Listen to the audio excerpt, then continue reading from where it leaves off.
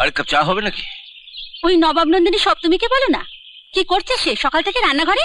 কি আবার করবে, সকাল থেকে তোর ডিমের পোচে যোগান দিতে তো। খা খা খা। শুনলি শুনলি বড় খোকার কথাটা শুনলি? শুনলাম তো, কিন্তু মা দাদাকে এখন চটিও না। তোমার জামাইয়ের জন্য ব্যাংক থেকে টাকা তুলতে দাদারও তো একটা সই লাগবে। বাহ, বাপের বাড়ির টাকা এভাবেই হাতিয়ে পাচার হচ্ছে তাহলে? হ্যাঁ সপ্তমী, তোমার স্বামীর এত টাকার দরকার কেন? তোমার শ্বশুর বাড়িও কি ভিখারির বংশ নাকি ওরাবার মতো টাকা পায়নি যৌতুক থেকে? আমার বাপের বাড়ি আমায় কি দিয়েছে কি দেবে তাতে তোমার কি? আমারই তো, এ বাড়ির যা কিছু এখন তো সব আমারই। আমার ভবিষ্যৎ আমাকে ভাবতে হবে না? শ্বশুর বাড়ি ছেড়ে তুমি যেখানে পড়ে আছো এখন তোমার শাশুড়ির গা হাত পা কে টিপে দিচ্ছে? সব তুমি।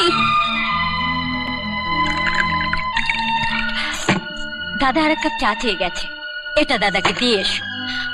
আর হ্যাঁ, গ্যাস ফুরিয়ে গেছে, আজ উনুনেই রান্না করতে হবে। দাদাকে চাটা দিয়ে কয়লাটা ভেঙে দিও। আমি কয়লা ভাঙবো? আমি কয়লা ভাঙতে জানি না। সে কি, লোকে সংসার ভাঙতে জানো আর কয়লা ভাঙতে জানো না?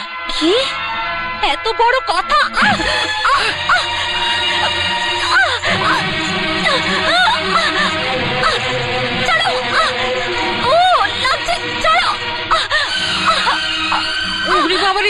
কি ডাকাত বউরে বাবা!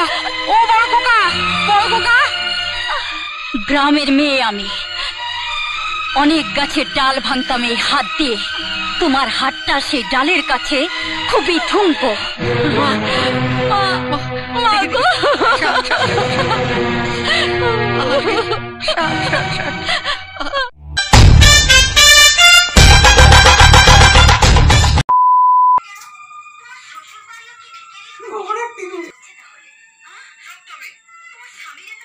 দেখেছো তো